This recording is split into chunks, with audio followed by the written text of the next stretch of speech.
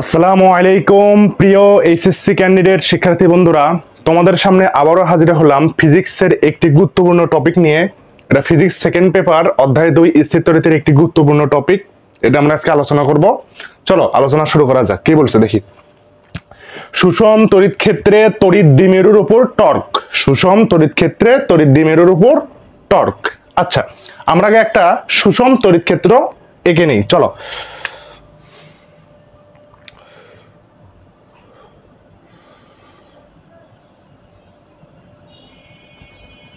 এটা একটা দিলাম,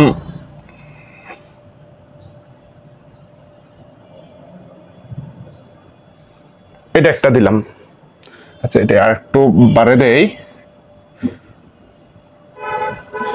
এটা আর একটু বাড়ে এখানে দেই।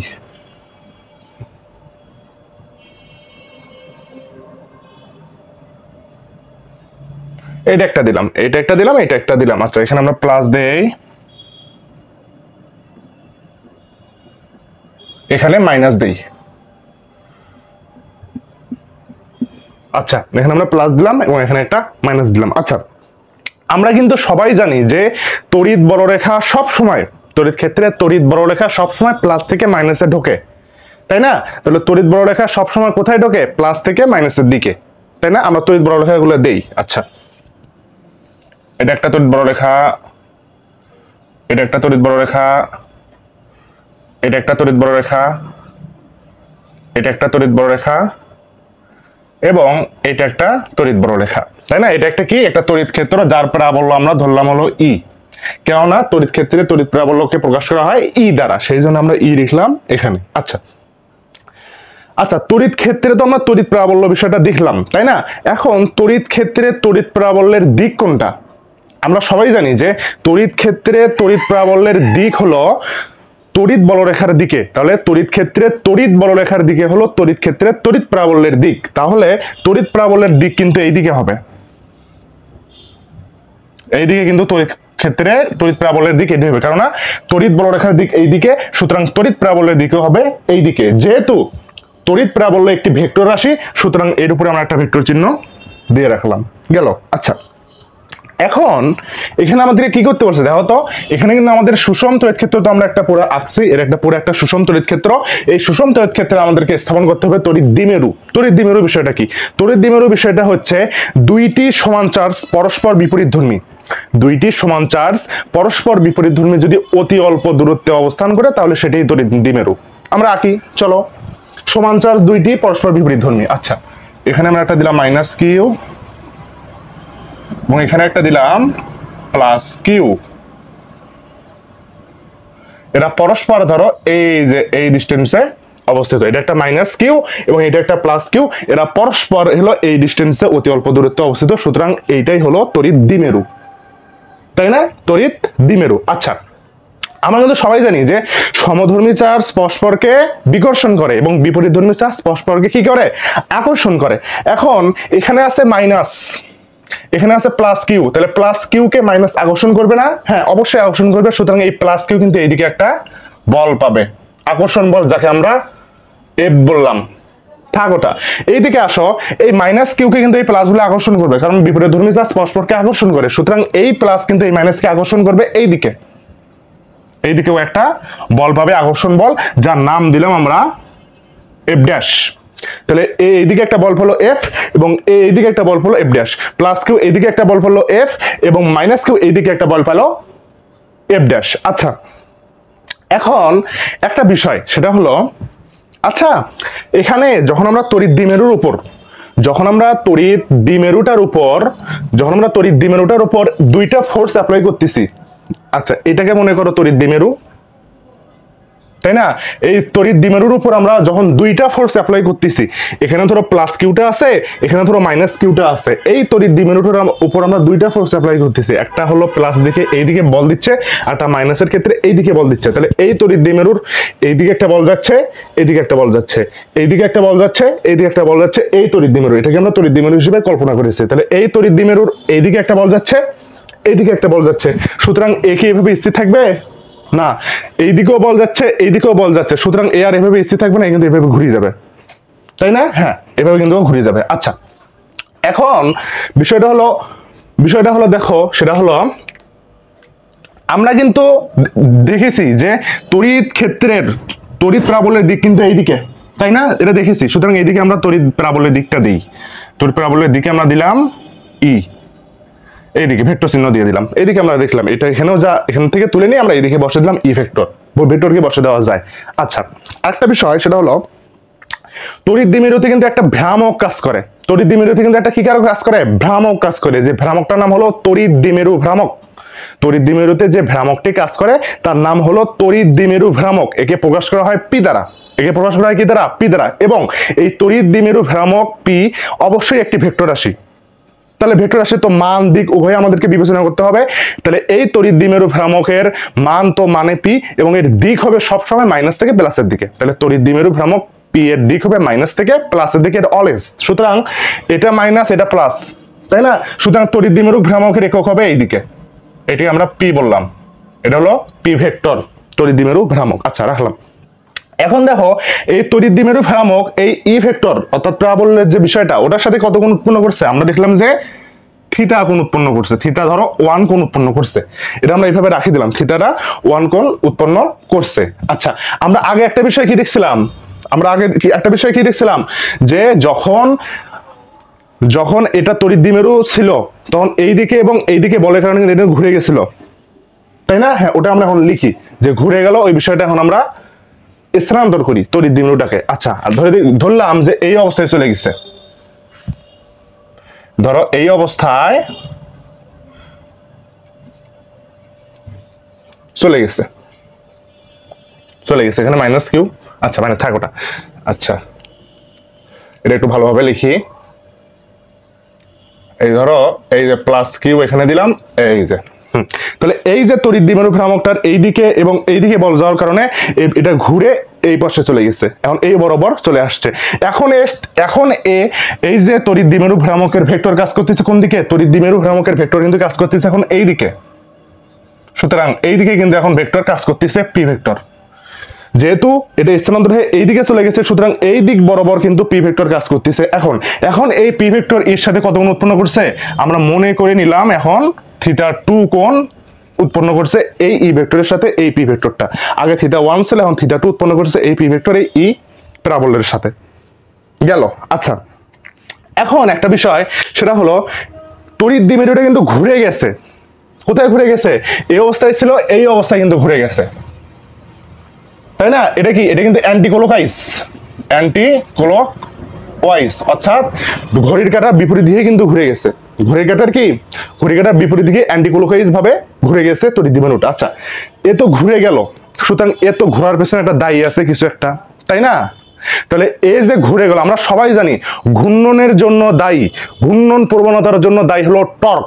যেহেতু এখানে তড়িৎ দ্বিমেরু ঘুরে গেছে, সুতরাং এখানে নিশ্চয়ই একটা টর্ক কাজ করতেছে, তাই আমরা লিখেছি তো সুষম তড়িৎ ক্ষেত্রে তড়িৎ দ্বিমেরুর উপর টর্ক, তাই না? নিশ্চয়ই এখানে টর্ক কাজ করতেছে। এখন আমরা টর্ককে প্রকাশ করি কি দ্বারা? আমরা কিন্তু টর্ককে প্রকাশ করি হলো টাউ দ্বারা, এবং টর্ক একটি ভেক্টর রাশি, তাই না? আচ্ছা, আমরা টর্ক এখন প্রকাশ করলাম, এটা নির্ণয় করবো এখন। আচ্ছা, টর্ককে আমরা প্রকাশ করি কি দ্বারা? এই টাউ দ্বারা। এই টাউ বা টর্ক এটা কিন্তু ভেক্টর রাশি, সুতরাং আমরা একটা ভেক্টর চিহ্ন দিয়ে রাখলাম, এটা আমরা নির্ণয় করব। আচ্ছা, এখন এটা একটু জটিল ক্যালকুলেশনের মাধ্যমে টাউ এর মান আনার লাগে। আমরা অত জটিল ক্যালকুলেশন করবো না, আমরা সহজভাবে আনবো, অনেক সহজভাবে। দেখো একটা বিষয় সেটা হলো আমরা তো সবাই জানি যে টর্ক একটি ভেক্টর রাশি। সুতরাং যেহেতু টর্ক ভেক্টর রাশি, সুতরাং এর একটা ভেক্টর রূপ আমরা আগে আনবো। এখন এখানে দেখো তো কয়টি ভেক্টর কাজ করতেছে এই ক্ষেত্রটার মধ্যে? এই ক্ষেত্রটার মধ্যে কিন্তু দুইটি ভেক্টর কাজ করতেছে, একটা হলো তড়িৎ প্রাবল্য, একটা হচ্ছে হলো তড়িৎ দ্বিমেরু ভ্রামক। তড়িৎ দ্বিমেরু ভ্রামক এবং তড়িৎ প্রাবল্য, তড়িৎ দ্বিমেরু ভ্রামক এবং তড়িৎ প্রাবল্য, এই দুইটি ভেক্টর কাজ করতেছে এই ক্ষেত্রটির মধ্যে। সুতরাং এই দুইটির মাধ্যমে অবশ্যই প্রকাশ করা যাবে টাউকে। ক্লিয়ার?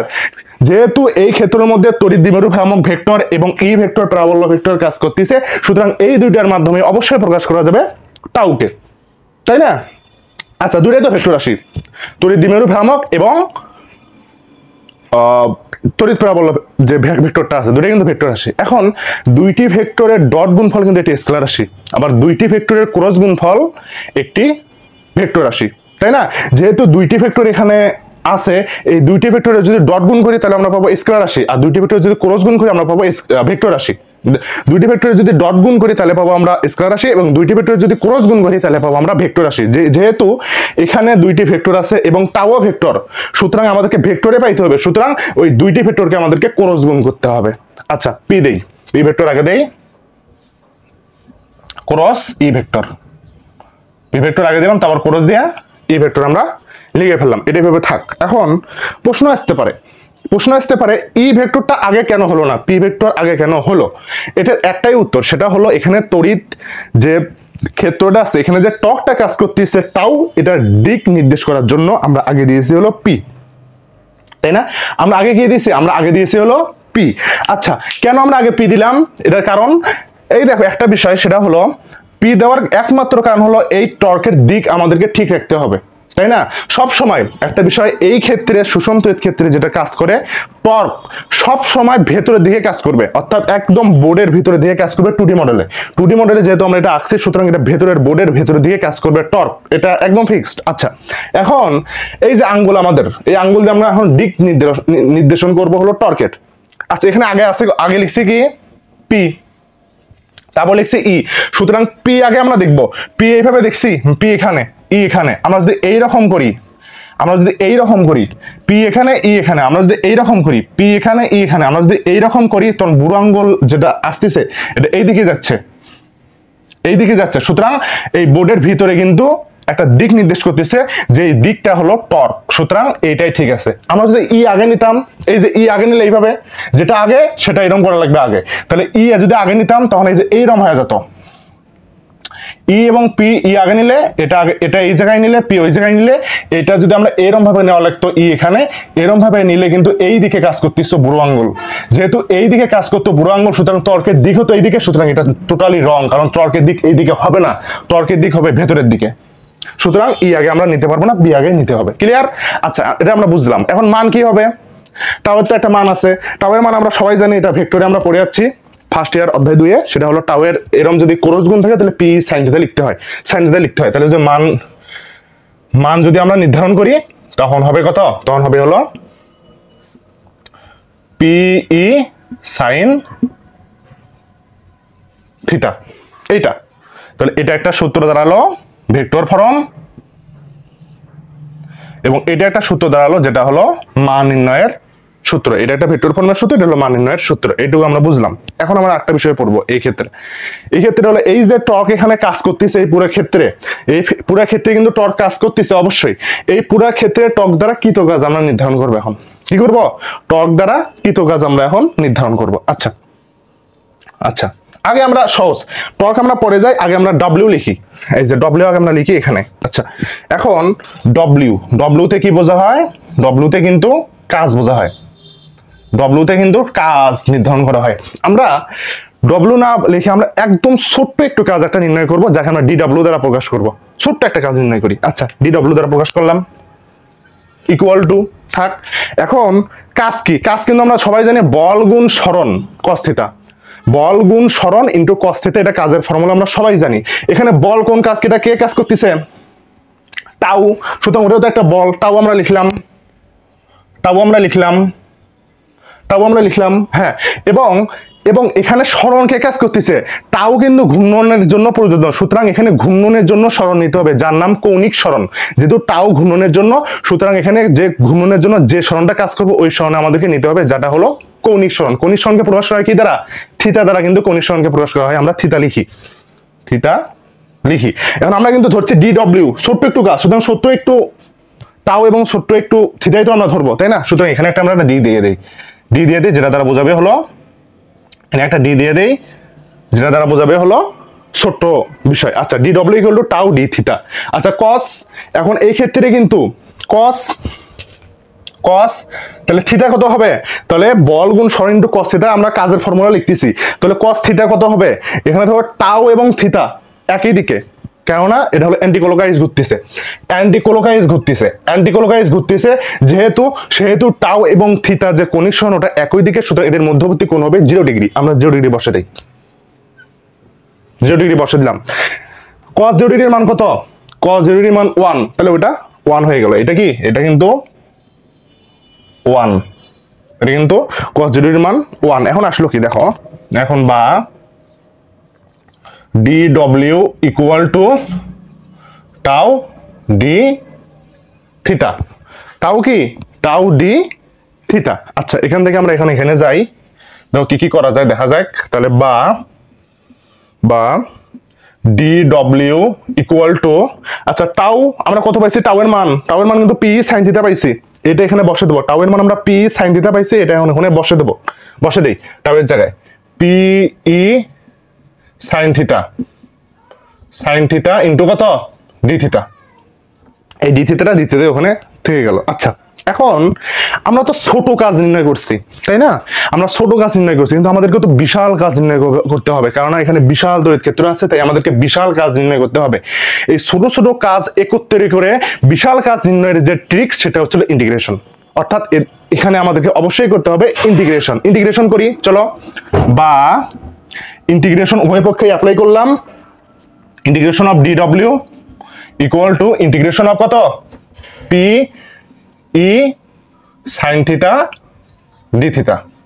আচ্ছা এই ডির সাথে যেটা থাকে ওই আকারে আমাদেরকে লিমিট বসাতে হয়। আমরা লিমিট কত বসাবো, আমরা লিমিট 0 থেকে w বসাবো, কারণ 0 থেকে কাজ শুরু হয়, w যা শেষ হয়। আমরা লিমিট 0 থেকে w পর্যন্ত বসালাম লিমিট। আর এই ক্ষেত্রে ডির সাথে আছে থিটা, সুতরাং আমাদের থিটা অনুযায়ী কি লিমিট বসাতে হবে। তাহলে থিটা আমরা কোথা থেকে কোথায় গেছি, থিটা 1 থেকে থিটা 2 তে কিন্তু গেছি, থিটা 1 থেকে থিটা 2 তে।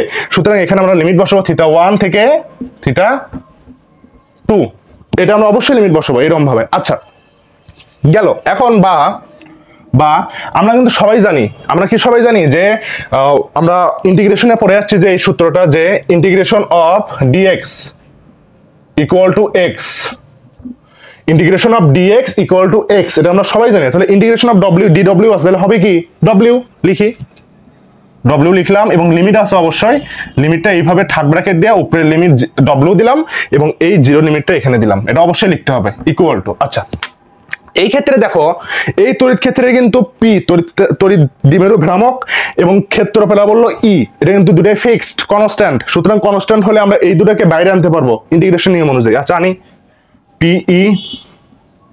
পিই, তারপর ইন্টিগ্রেশন অফ কত থাকলো, integration of sign theta d theta, limit কত থিটা 1 থেকে থিটা 2, এই লিমিটটা থাকলো থাক। আচ্ছা এখানে আমরা বসাই। এখন এটা নিয়ম কি, এটা নিয়ম বসানোর নিয়ম হলো একবার ডব্লিউ যে ডব্লিউ বসাবো, একবার জিরো বসাবো। আচ্ছা তারপর মাইনাস দিয়া, একবার ডব্লিউ যে ডব্লিউ বসাবো আপার লিমিট, একবার লোয়ার লিমিট বসাবো মাইনাস দিয়া। আচ্ছা তাহলে ডব্লিউ আগে বসালাম এই জায়গায় এটা এই জায়গায় আমি বসালাম ডব্লিউ এবং মাইনাস দিয়ে একবার এই ডব্লিউর জায়গায় এই জিরোটা বসালাম লোয়ার লিমিট, এটা নিয়ম। ডব্লিউ মাইনাস জিরো আসলো ইকুয়াল টু এখন। আচ্ছা ইন্টিগ্রেশন অফ সাইন থিটার সূত্র কি, ইন্টিগ্রেশন অফ সাইন থিটার সূত্র কিন্তু আমরা সবাই জানি, এটা আমরা পড়ে আসছি। Integration of sine theta equal to minus cos theta,